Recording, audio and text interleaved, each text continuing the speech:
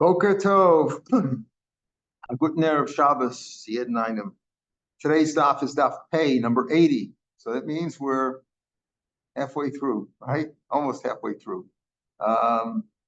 Almost halfway through the Masechet. As we begin the Mishnah, and we learn today for the Aliyas Neshama. Today's the yahrzeit, the 23rd yahrzeit of our uncle, Tzvi ben Chaim Akiva Halevi, 23rd yahrzeit today, and our other uncle, his brother-in-law, Yaakov Nosson ben Yisrael Shlomo, whose 6th yahrzeit is today. And then Neshamas have an aliyah. We also, of course, learn for Achenu Kol Beis Yisrael and Sunnah Batzara V'Shivya. Says the Mishnah on top of the page. We've been discussing if you buy this, what's included. If you sell this, what's included. If you sell it stam, what's included, what's not included. So we've been discussing that already for a few weeks, different cases. Here we're talking about boats, all kinds of things. We talked about the last Mishnah talked about if you sell a donkey, does the foal come along with it? If you sell a milking donkey, if you sell a garbage dump, the stuff that's inside goes along with it or not. Of course, we said if you sell the inside, if you sell just the garbage, the dump doesn't come along with it. If you sell the water of a board, the board doesn't go along with it. That's obvious. But if you sell the outside item, the fixed item in the ground, if you sell the beehive, the bees that are inside go along with it. What happens if you don't sell the beehive? We talked yesterday about what's included, what's not included, different opinions as to what's included, what's not included, if the stuff is in there or the stuff is not in there. Now we're going to talk about today, what happens if you're not selling the outside at all? You're not selling the boar or the outside. You're selling simply the issue, what grows out of that tree or what grows out of that pond or what grows out of that birdhouse. In other words, when you have, let's say, a birdhouse, the first case in the Mishnah, so the birdhouse is what's with the expensive item is the birds inside, right? If you have a beehive, the beehive isn't what's important. What's important is the bees and the honey inside. So here, you didn't buy the beehive. You didn't buy the birdhouse. You bought the issue, what's going to grow out of there. So the Mishnah says, if you buy the issue of a birdhouse or a place where they have birds, what they call a dovecote, a place where they have birds, where birds congregate and multiply. So let's say you bought the issue of that for a year. Said, you know what? I'm not buying the birdhouse. You own the bird. The mocher still retains the birdhouse. I'm just buying what is issued from them for, let's say, a year. So if you buy that, you got to skip the first couple. Now Rashi explains that what happens is every couple of months, the bird in there, the mother bird, will give birth, let's say, to two birds, a male and a female. That first male and female, you have to leave that in there. Even though I bought the issue, whatever birds are gonna be born, but the first couple of birds you got to leave there. Why? Because if you take those out, the mother will leave too, and the owner will have nothing left except an empty birdhouse.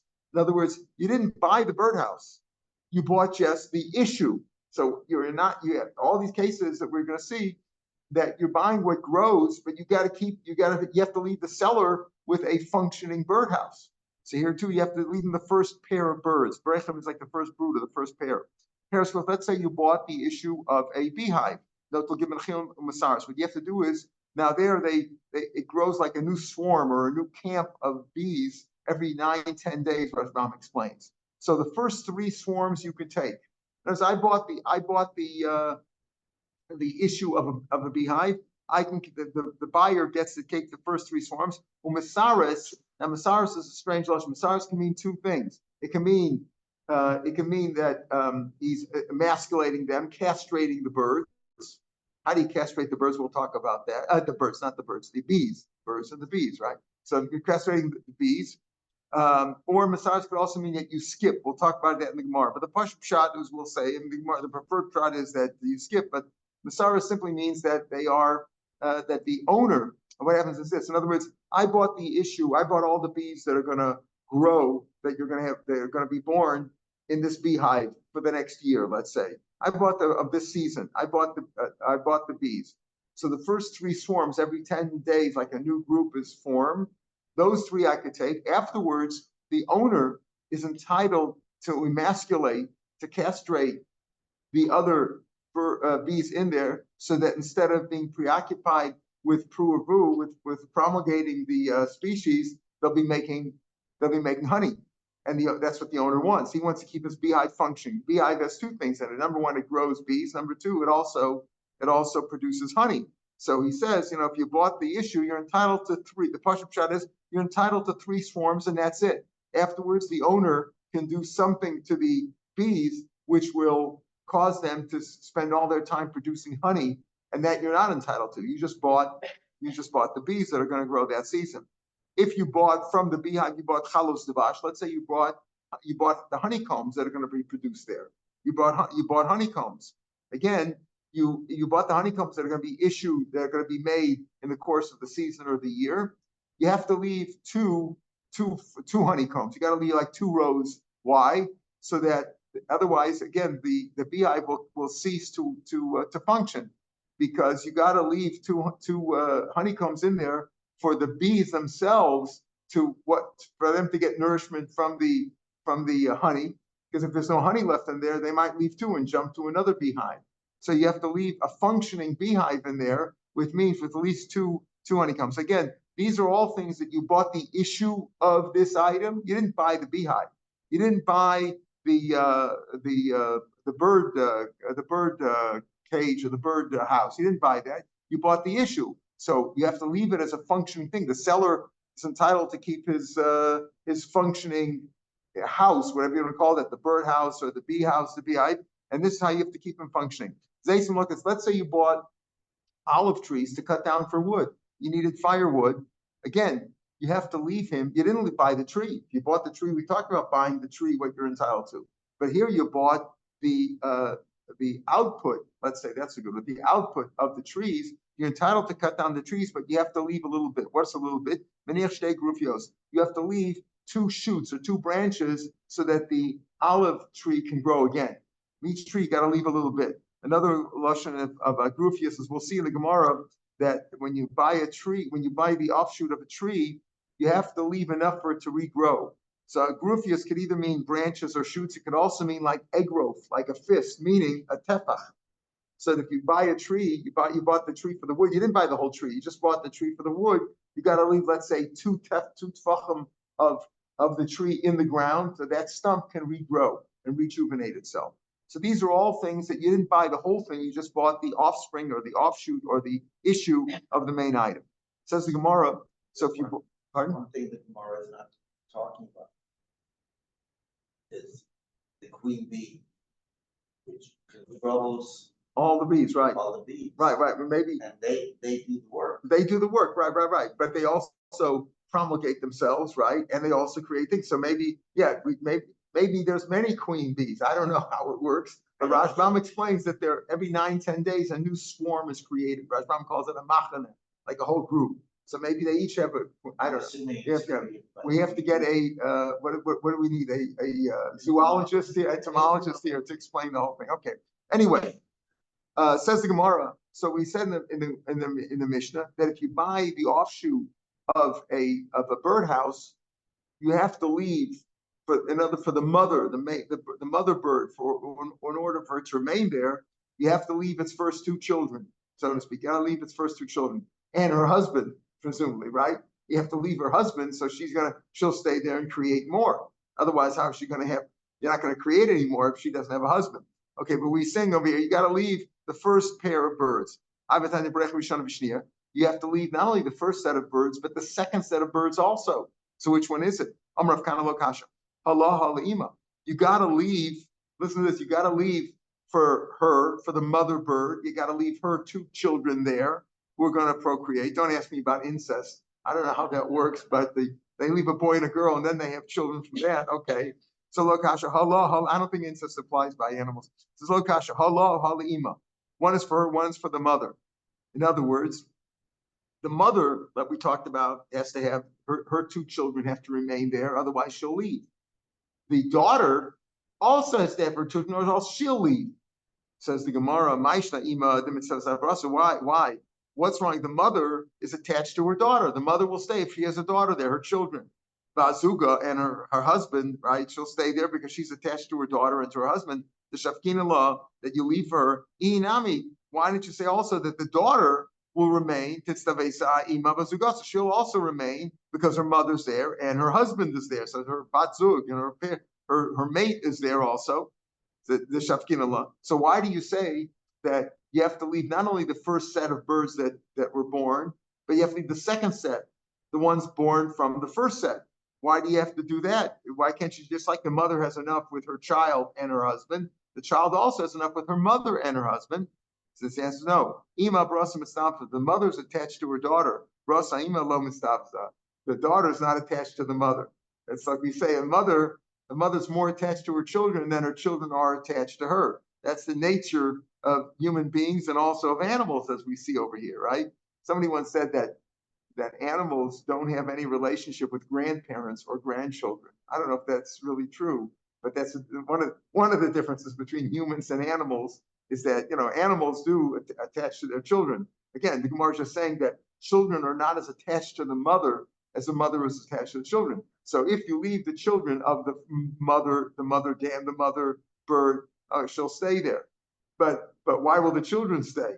Because they're going to produce more, right? Because they're all going to keep producing. Children won't stay unless they have children there too. What about the next generation? That far you don't have to go. You don't have to go that far, because once you have the mother and her husband and the daughter and her husband, they'll reproduce and you'll get all that issue. If you bought the issue of the beehive, you take the first three swarms of Masaris. How do you emasculate? How do you castrate the bees? And so the owners is entitled to castrate them so that they'll be occupied with making honey. So the mama says, give them mustard. Mustard will castrate them. That will sterilize them, so to speak. Amri Maraba, Rav said, no, it's not really the mustard doesn't castrate them, but what? If you give them mustard, their mouths will be very bitter, sharp and bitter. So then they eat their own honey up. In other words, they produce honey and they eat the honey.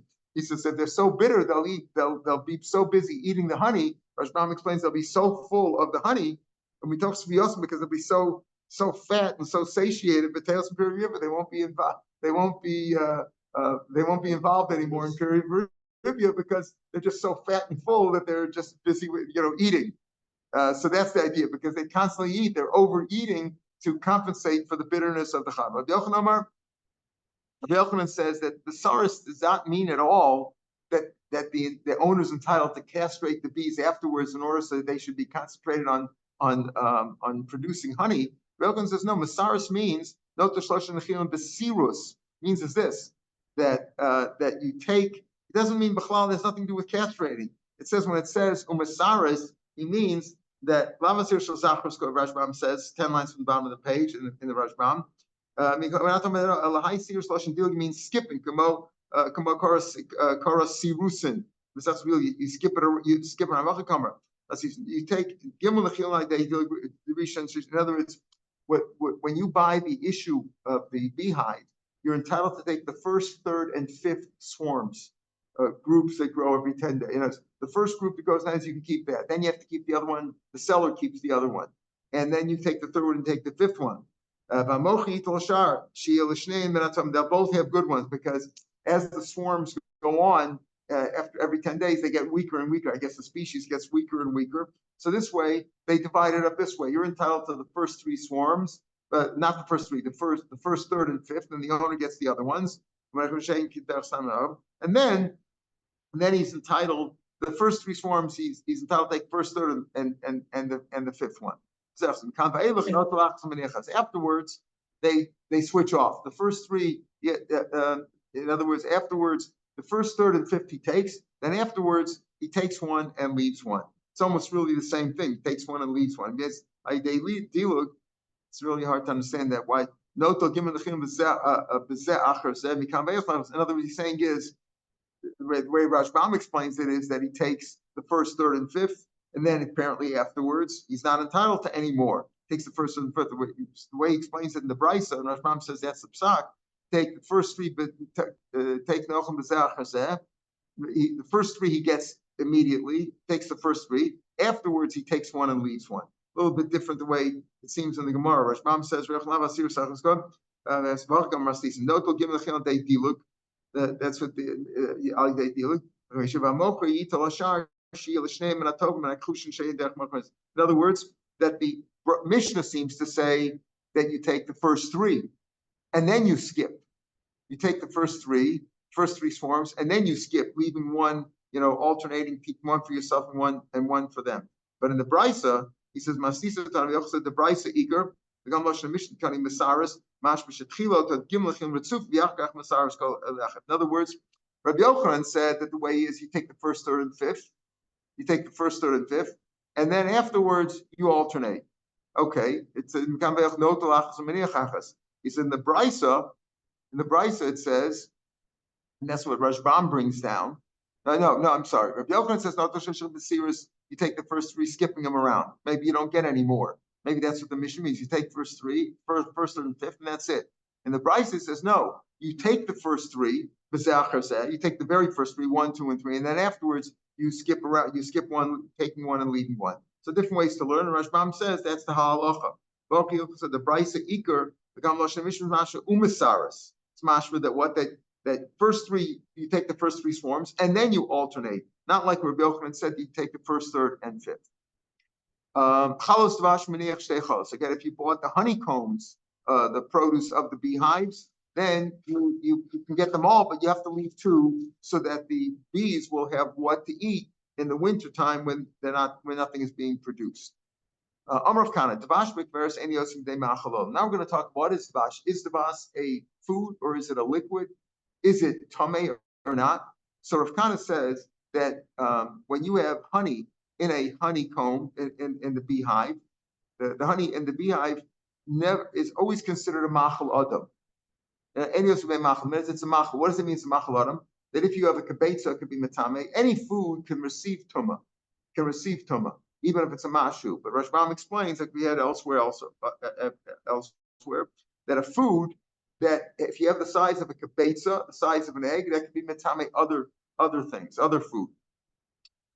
If it's a liquid needs a revius. So he says, it's always considered a food. The fact that it's in a beehive and bees are eating it, it's like a machal of animals, doesn't mean it leaves its state as being a food for humans, unless you specifically dedicate the honey for the beehive, for the bees, and no humans will eat it. It doesn't need a special machshava to make it into a food. It's automatically a food as soon as it's created. Meisvei. That's what Rav Kana said. Meisvei. Tvash v'kveres ein loach v'lamashka.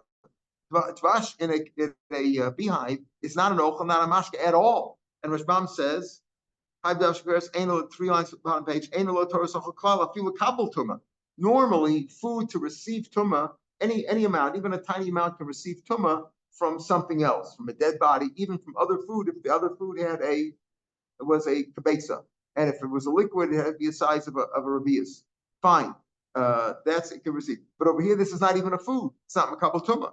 Because it's not a ma'achal adam, it's not a food for people. So how can Rav Kana say Dvash Beres is always a food? We see over here Dvash Beres ein lo ochel v'lamashka. Amar Abaye said two answers. Amar Abaye lo tzricha lo lo shei chalos. Oh, Abaye says, when it's not a food at all, the two honeycombs that you left for the bees to eat in the wintertime when they're not producing, that's not a ma'achal at all because it's only bee food. It's not human food. Rava doesn't like that answer because it says it's a stam. The honey in a beehive is not an ochel, not a mashka. It didn't say about the last two honeycombs. It means mashma, all honey. So Rava says no. It goes like a belezer. Rava says it's for belezer. It goes like a belezer. Rava Lezer goes like a belezer. We had this machlokus before on Samachay. The Tanakh first farm, a beehive. Now we think of a beehive as something hanging on a tree, but the beehive we're talking about, Rav Rashbam said before, is a beehive that's cemented into the ground. So does it have a locha like karka? So we had a machlokus there. Belezer Omar Hareu Karka. It's like karka because we're prusbul. Remember, you can't write a prusbul to avoid shmita, taking away, canceling your loans.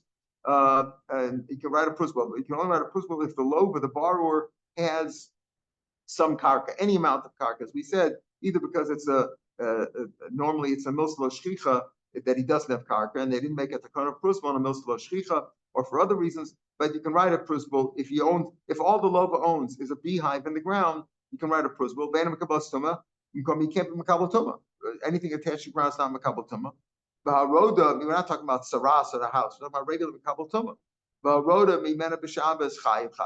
If you remove honey from the beehive on Shabbos, you're chayav achatas because it's like cutting a branch off a tree because the beehive has halacha like karka, and therefore it's not makabel tuma, not makabel tuma. That's why we say over here that the brisa that said Vashvik Beres is not an ochel and mashka, because since it's attached to the ground, Rabbi Lezer holds it's attached to the ground, therefore it's not makabel tuma. And when Rav Kana said Vashvik Beres said yes, machol, yeah, it's a machol. I say that it's not considered ochel or mashka. It's not ochel mashka in terms of the kabel tumah because it's attached to the ground. The Chum disagree on the fourth line on the base. And kosmol principle, you don't write a principle because it's not considered attached to the ground. It's considered an appendage. It's not really attached to the ground. The ainaka karka, it's not like karka. Makabel is tumah. You can makabel tumah because it's simply considered like metaltlin. Or rather than Shabbos potter of a losser. But if you remove something from on Shabbos, that's not. It's like cutting a piece of challah. That's not like that cutting a piece of challah because cutting a piece of challah is mutter, but it means you're cutting something which is already considered tolush, even though it seems to be attached to the ground. You're putter because it's not attached. So therefore, when the brisa says that a devashik peres is not an ochel mashka, it means that it's not makabel tumah because it's attached to the ground. Anything attached to the ground is not. That's Rabbi Lezer shita. Okay. Says the Gemara, Rabbi Lezer shita. Rabbi Lezer, my time with Rabbi Lezer. What's Rabbi Lezer's reason? We had this Gemara before in Samachay. So the pasuk is Vayit Belosa. Pasuk and Shmuel says Vayit Belosa but Yaris Vash. He dipped it in the honeycomb. Why is honeycomb called Ya'ar, like a forest? Just like in a forest, if you cut something down, you're chayiv on Shabbos. You did it for shogi. Chayiv mesa. Chayiv misa did it on purpose. The same thing with honey. If you remove honey from a beehive on Shabbos, you're chayav chatas. That's Rabbi Lezer's shita, explained by Rav Elazar the Amora. Okay, meisvei. So we have this machlokas here between Abaya and Rava. How do you interpret the brisa that says that honey in a beehive is not considered an ochel or mashka for tumah? Rava says the only way is to explain it goes like Rabbi Lezer, who says that it's attached to the ground and therefore it's not makabel tumah. Abaya says that's only speaking about the two honeycombs that you leave dedicated for the bees and not for human consumption. Therefore, it's not considered a food. It's not considered human food. Meisvei. Tvash hazobik braso. If honey, which flows out from its beehive, now it's not in the beehive anymore. Ein aloch v'lo mashka. It's not an ochel mashka. So bishlam abayanecha. Abaya can explain it very simple. It's not an ochel mashka because it was dedicated for the bees, those two. And unless you had kavana to turn it into a food, you changed your mind. If it flowed out of the beehive and you had in mind to eat it, it's not considered a food because right now it's still dedicated for the bees. So Abaya can learn it that way. El Rava.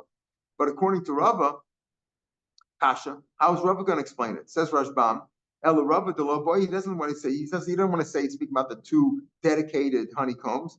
It's Kasha Rav Kana. Even if you say goes to Blazer, the Blazer holds the beehive itself is attached to the ground and you can't remove anything from it on Shabbos. It's all considered attached, but if the honey that flowed out of it is no longer attached to the ground, so why shouldn't it be Okel?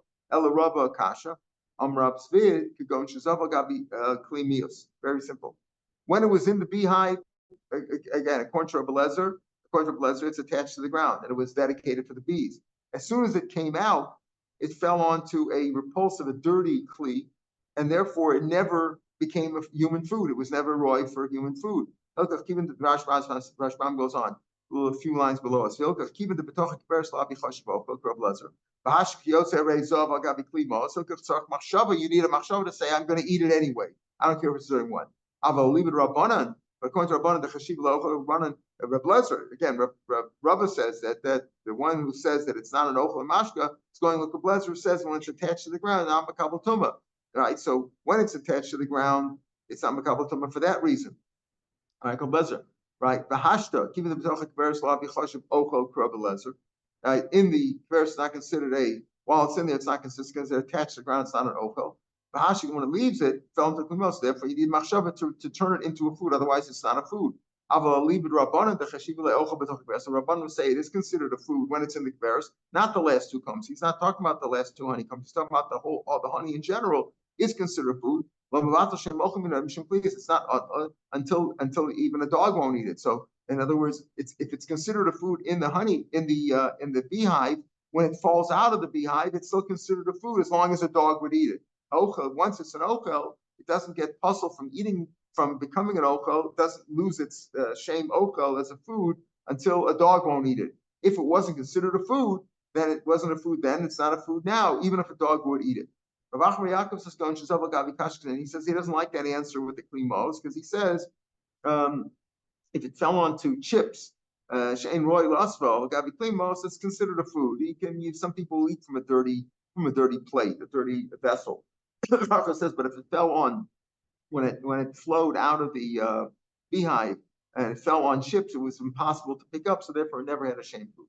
Basically, another kasha on Rava who says that who explains that when the Brisa says that the honey from the beehive is not a food or a drink, it's not considered a food at all for humans. He explains that it goes according to Blazer. What are you going to do with the following Brisa? Okay, that part is just like the Brisa said. But if you had kavana to turn it into a food, it's mitami tumas Lamashkin mitami tumas mashkin. You thought about it and you wanted to make it. It is. So Abaye could say, yeah, okay. Abaye worked out okay. He says we're talking about the two chalos, and the two chalos were dedicated for the bees. But if you had kavanah for human consumption, then it's human, then it's food. Ella Rava kasha. But what are you going to explain according to Rava? According to Rava, you got a problem. Why? Kasha of Kana, the Baal Kochach, Lav Rabbi Lezri. This doesn't go Bezer. The Machshava Lamahani Lai Shavik Katolish. Rabbi Lezer holds that the honey in a beehive is attached to the ground. Therefore, it can't be Makabal Tuma. So what do you mean you had Machshava? If I have an apple on an apple tree, it's attached to the ground, it can't be Makabal Tuma. Remember, once you detach it, then you machshava, you put some liquid on it, machshava Makabal Tuma. Once it's on a tree, while it's attached to the tree, you can't make it tummy at all. There's something you can't say, I'm going to make it into food. Of course it's food, but it's not food that can make Makabal Tuma yet. So how could you explain this Brisa? It says, Vash Mikveris is not Ochel, unless you thought about it. Well, thought about it, if the way Rav explained that the Brisa that says that it's not an Ochel, not a Mashka, is according to a Blezer who holds it's attached to the ground. So what happens if I thought about it? That's not going to, if I thought I'm going to eat it, that's not going to turn it into food. You have to learn the Brisa differently. He changes the words. If you thought about eating, it's still not matami tamazach. The mashka ain't tamashkash. Why? Because it's attached to the ground. So therefore, that's how Rav is going to explain the Brisa that it's not ochel, not a mashka, because it's attached to the ground. It goes like Rabbi Lezer. According to Abaye, Abaye said no. The one that says that it's not makabel tumah is talking about those two honeycombs or the two wafers or honeycombs, whatever you call them, that are dedicated for the bees. Therefore, it's not a food unless you thought about it. Unless you said, I'm going to eat it now. I'm going to take them out and I'm going to disregard the bees. Tanya Kavasi Rav Kana. A Brisa like Rav Kana, we're at the first of the wide lines of the Gemara. Now, Dvash B'Braso, Dvash in the beehive, that's what he says. Regular honey in a beehive is matame, is food. And therefore, if you had a beitza and a half of it, matame other foods, etc. So that goes like Rav Kana. And the one that says that it's not, we'll say that's referring to the two way Abaye learns. So according to Rav, it goes like, they'll go like Rav Lezer. The last part of the Mishnah said, the last case was, if you buy trees to cut down for their wood, you didn't buy the whole tree. You just said, I would like the issue of the tree so I can use for firewood. So you have to leave 2 gruffios. We said 2 gruffios means either branches, shoots, so that the tree can regrow. You got to leave 2 branches of every tree. Okay. And we said there's another shot that it means that you have to leave. If you buy a tree, how much do you have to leave of the tree so that it can regrow? If you buy a tree from somebody else, look, you didn't buy the whole tree. You bought the issue of the tree. You bought it just for the wood, but you're going to leave the tree. That's the understanding. You got to leave a tefach off the ground. You cut the whole tree down. You leave 1 tefach, 1 fist width in the ground, and so that it can regrow, it can rejuvenate. And you can cut it down from that point above. If it's a virgin sycamore, hasn't been cut down yet, you got to leave 3 tefachim. Otherwise, you'll destroy the tree totally. Asad Nashikma, if you have a mature sycamore, base tvachim, 2 is enough. If you were talking about trees that are really just reeds or vines, from the knot, the first knot in the vine or the reed, from there and above, you can cut down. Below that, you have to keep so it'll regrow. And what about palm and cedar trees? These do not regenerate at all. So therefore, if you bought the tree for the wood, once you cut the wood down, it's not going to regenerate anyway. Even if you leave a stump, it won't regrow. So therefore, chofer, you could dig down a masharish and even remove the roots. Because its stump does not regrow, doesn't rejuvenate, can't renew itself. And therefore, when it comes to palm trees and cedar trees, you don't have to leave anything at all. It's not going to help. Says the Gemara. Now the Gemara is going to ask questions on this price. You really need 3 tvachim when it comes to a virgin sycamore tree. You got to leave 3. For a minute, we'll learn like this.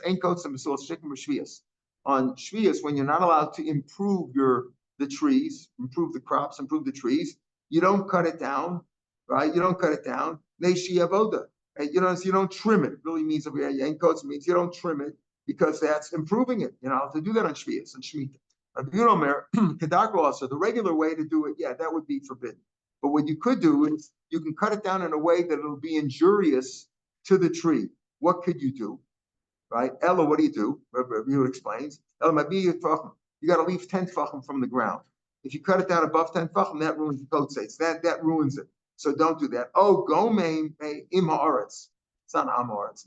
Or you can raise it down from the ground, right? If you cut it down all the way down to the ground, that'll ruin the tree. That's bad for the tree, and you're allowed to do that on Shvius. You're allowed to do something which is bad on Shvius. Only from the ground is no good. But let's say it was 1 tefach or 2 tefach, Mali would be good. So if that's good, why do you have to leave 3 tefach? Why did the Brisa say that by a virgin sycamore you got to leave 3 tefach? Even 1 or 2 is mashma good. Amar Abaya, he says, I'll explain the story with the trees. Gimel tefachim malila. If you leave 3 tefachim, that's definitely good. So here, when you bought the wood of the sycamore tree, you must leave 3 tefachim of the ground so that the owner can keep this tree and it'll rejuvenate itself. If you cut it down to the bottom of the ground, take it down to the ground level, it's certainly bad. That's why you're allowed to do that on Shvius, according to Rabbi Yehuda. Mikanda Elech. What about anywhere between 1 and 3, between 0 and 3? It's not necessarily good, necessarily bad. So when it comes to Shvius, and Shvius, it's a Doraisa, we go L'chumra. We say we're not sure. 1 tefachim or 2 tefachim, 1 tefach or 2 tefachim might be good, might not be good. Make sure you do something which is bad for the tree. If you're cutting it on Shvius, cut it all the way down to the ground. When we want to make sure that the owner of the tree gets to keep his tree, that you're only buying his wood, you want to do something which is certainly good. And if you leave 3 tefachim, it's certainly going to be good. Okay. Then we said that when it comes to palm or cedar trees, chofer it's not going to regrow anyway. So you can dig down and masharish and remove even down the roots. Because the stump does not regrow, does not rejuvenate. It says Gemara, the eretz ein gizo machlif. Is it really true that a cedar does not, its stump does not regrow? A famous Russia. Rav Chia Barlani said this Russia. Minus the pasuk says we say this every week. Tzadik katamar yifrach ke'eres bavon and yiska. The tzaddik will grow like a tamar. That's a dekel, a palm, a date tree, a date palm tree. That's what it's called. It's called katamar. Tzadik katamar yifrach. Right. That's the lashon it's called in the pasuk. The dekel is called tamar. Right. It will grow like that. Ke'eres bavon and yiska. He will flourish like the cedar tree in Lebanon. Right now, why? Why is a tzaddik compared both to a palm tree and to a cedar tree? Why do you have to say both? Now, the eris tree doesn't grow anything, doesn't have any fruits. So, why does it say? Look, Rashbam says, if it says tamar, which makes peros, but it doesn't rejuvenate itself, why does it say eris? It gives a machloek. Why are you compared to both? Even Emma Paris says the Gemara, even Emma which is called a seed of low number tamar, it doesn't say tamar which has fruits. I see ma era is angels of areas, but it's just like the eras does not have any fruits. Afsadik ain't so Paris doesn't appear. Either it means children, or it can mean like Rashbam says that all his sitkas he gets paid in this world. He doesn't have any Paris olam haba. right? He's favors on the, even though we say that, that the schar for mitzvahs is really in the next world, and you pay b'olam hazeh. This is what you might think. You might think that a tzaddik has no, all his good kind deeds will be rewarded in this world, not in the next world. L'kach nemer tamar. That's why it's called tamar, so that he has fruits also. In nemer tamar, if it says tamar, lamanem, nemeres, and if it would say tamar, and he wouldn't be called an eres. Again, the tzaddik is compared both to the cedar and the palm tree. If he would only compare to a palm tree as fruits, and he wouldn't say eres yomer, ma tamar engizman, just like a tamar, its stump does not rejuvenate itself. Afsadik engizamach. Here it means also maybe he wouldn't have children, or maybe he wouldn't have the fruits of his labor. In Nikzas, afsadik in mace, maybe he won't have children like himself, or if he falls, he won't rise again. Rashbam says, so you might think, okay, he has fruits, maybe he has the fruits of his labor, maybe he has children, but you might think that he couldn't rejuvenate himself if he dies. That's why he's called an eres, and he's called it eres and a tamar, so he has both. He can rejuvenate himself and he has peros. Fine, but what do you see over here? That an eres, right? What do we see by an eres? By a palm tree doesn't rejuvenate itself, but an eres does. You might say, Omer said, because an eres does rejuvenate itself. So how do we say in the Gemara and the Brisa that when it comes to an eres, the Brisa said that if it comes to an eres tree, a cedar tree, and a dekel, a palm tree, you can dig all the way down because it's not going to regrow. Here you see that an eres does regrow.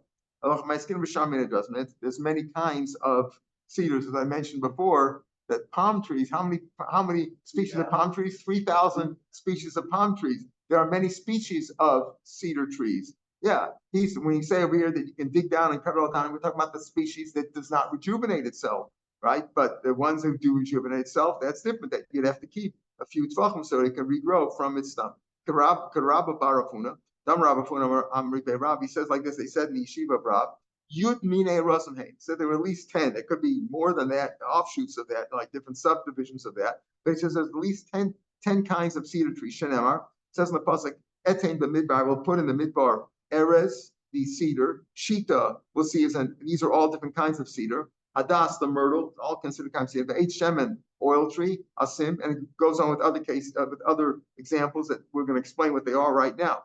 Erez is ours, so that's cedar. Shita is Tornisa. Tornisa, look at Rashbam, 3 lines from the bottom of the page. Pine tree. Pine tree is considered kind of a cedar. Hadas, that's Asa, that's a myrtle. Shemen, a farsma, that's balsam. Rosh is barsi, that's cypress. Tidhar is shaga, that's teak. The teashur is shervina. Rashbam says himself, he doesn't know what that is. It's another kind of a cedar tree. It says more hani zayin, so that's only 7. Rabbi said that they said in the yeshiva of Rav that there's 10. He quoted this pasuk, that's 7. Where's the other 3? They added 3 more. What are they? Alonim, right? Alon, Almogim, Almonim, and Almogim. 3 kinds. Alon, Almogim, and Almogim. What are they? Almonim is butni. That's butni is pistachio, like butni, right? But we call that. What do we call butnim? We call peanuts, right? But butni anymore, he says it's pistachio. Right, Rashbam says, let's see, this Rashbam, yeah. Alonim, butni can retargam, butma. Okay, maybe someday it's pistachio. Amogim is beluti, which is oak. Maybe it's the other way around, because we usually translate alone as an oak, I think, right? Anyway, it's a different kind. Amogim is ksisa, which is coral, which grows in the water. Even shagadol b'mayam, that's coral. So those are also 3 more kinds of cedar. All kinds, these are all subsets of cedar, different kinds of cedar. Some say that it's not alonim, almonim, and almogim, rather aronim, armonim, almogim. In other words, alone is probably like maybe an oak tree, like we translate in English. Aronim is a kind of a tree called an or, O-R-E. Armonim is dulvi, which is a plane tree, P-L-A-N-E. And almogim is ksisa. That he agrees that's the same. The third one is the same in both cases. That's coral. So there are different kinds of cedar. Says the Mishnah. This is tomorrow's Gemara. I want to say this Mishnah, even though we're gonna see the Gemara's going to talk about it, but we've mentioned it several times already. If you buy 2 trees, if you buy 2, Reuven sold 2 trees to Shimon. Shimon does not get the land between them. He only owns the trees He doesn't even own the ground underneath it, but he's entitled to, keep the trees there and take nourishment from the ground. That's part of the deal until the trees die. Doesn't get the karka. Rav Meir Omer Konakak, he gets the karka with it. Rav Meir says over here like the idea that Mocher B'ayin Yafi gets the ground with it too, but we don't pass like Rav Meir. And we had before the Gemara back on Ayin Aleph, the Rashbam says over there that Rabbi Kiva also would say that if you buy trees, Rabbi Kiva, Mocher B'ayin Yafi, you get the land with it too. We pass him like Rabbi Kiva, Mocher B'ayin Yafi when it comes to when I sell the yard and I keep the well for myself, the cistern, but I give away the land too. I got to now buy a path back because I sold B'ayin Yafi. There we'll pass like Rabbi Kiva. Here, Mashma, we don't pass like Rabbi Kiva when it comes to the well. As we said, a well, when it comes to a trees, it's different because the trees are taking nourishment away from the seller's land. It's hurting his land. So I sold you 2 trees, you only get 2 trees.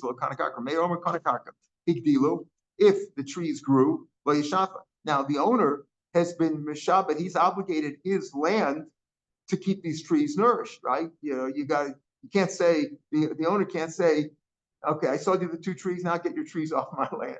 Because when he sold them the trees, obviously he sold them with the understanding that trees are going to be able to stay there, get nourishment, then grow. So if the trees grow, he can't say, well, their foliage is so big, it's taking away sunlight from my other land and it's hurting me. Yeah, but you understood that when you sold the trees, that the guy who bought the trees is entitled to keep those trees as long as they're alive. You can't hurt them in any way. You can't cut them down. You can't trim them. But Olam and I guess a shalom. Now let's say something grew out of the stump of those trees. I bought 2 trees, 1 and 2. Something grew out of the stump that belongs to the person who bought the trees. That's part of the tree. But let's say something grew out of the roots next to the tree. You can't say, even if the roots are related to that tree, we can't tell what's going on in the tree. If it grew out of the roots, shabal karka, that belongs to the karka. Even though he sold them the rights to have his tree in there, and the roots are going to take nourishment. But if anything grew directly from the roots, that belongs to the owner of the karka. If anything grew out of the stump of the tree, that belongs to the purchaser. In Mesu Ein Lo Karka, if the trees die, you're not entitled to any karka. That's it. Take the wood, take the rotted wood, and get out of here. If you bought 3 trees and a kona karka, that's the deal. You bought 3 trees with it too.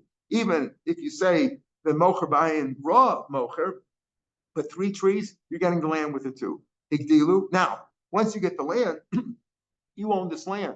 My land is not obligated to you anymore, the seller. Therefore, if these trees continue to grow and they have extended foliage and they're hurting the owner of the land's property, it's hurting his other property, he can say, I'm cutting it down now. You have your land, I have my land. Your stuff is growing on my land. It's like if my trees are overhanging your yard, your yard, the owner of the yard could say, you're hurting my yard, I can cut it down.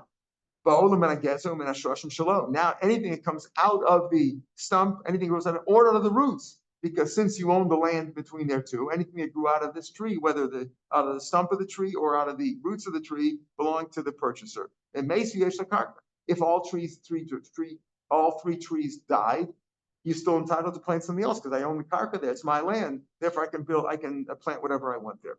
All right, this is tomorrow's Gemara. Pei Aleph will be on the podcast, Mitzvah Shem. On Sunday, we'll start on Pei Beis. There's 2 dots right near the top, 5 lines from the top of the page. Shabbat Shalom, Sarot Tovot L'Kulam.